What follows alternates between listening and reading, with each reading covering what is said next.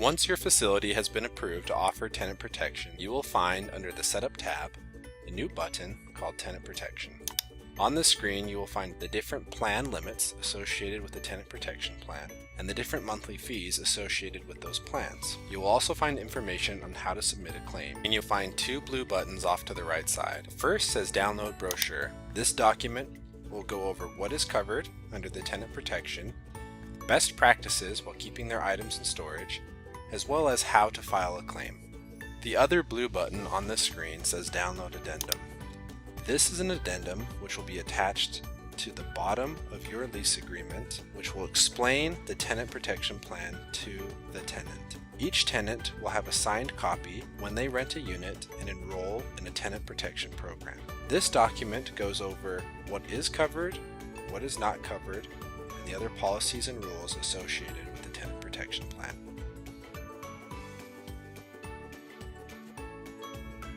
To add a protection plan to an existing customer, go to their customer page, and underneath the rental section, you will see off to the right side, Tenant Protection with a blue none.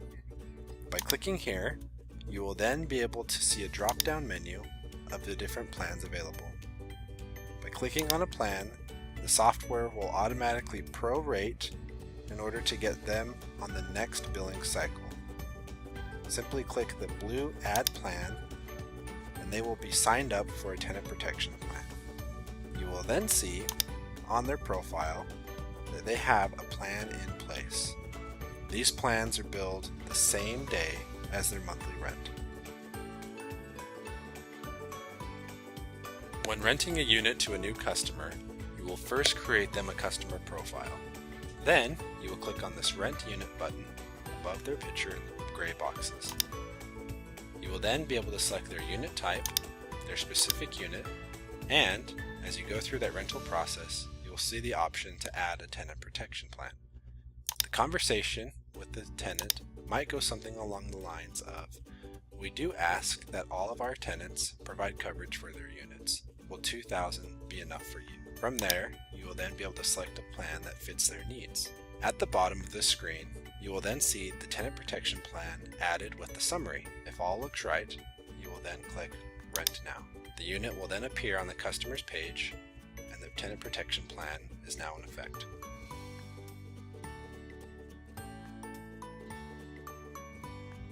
When a tenant rents a unit online, they will come to this screen with the tenant protection program.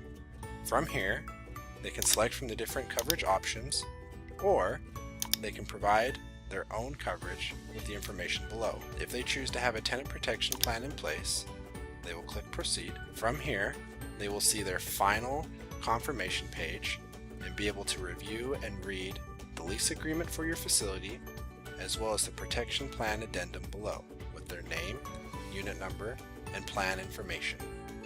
To complete this rental process, they will check a box saying that they have read and agreed to the above agreements, as well as provide a signature. From here, they can confirm and charge, receive a receipt, and view on their dashboard the new rental just created. When a customer logs into their online profile, they will see their current rentals. From here, they can add a protection plan to their current rentals themselves by clicking on the Add Protection. From here, they will see the different coverage options, and the software will automatically prorate that to fit their needs. They will then be able to add a protection plan as needed. When a tenant signs up for a tenant protection plan, they will receive an email showing the following information on how to submit a claim. By using the link within their email, they will then be able to go to our online portal. From here, a tenant will be able to file a claim. When they click on the new claim, they will then be able to enter in their information, the information about the facility, and the type of loss that took place. If a theft occurred, then an attached police report will be needed when filing that claim.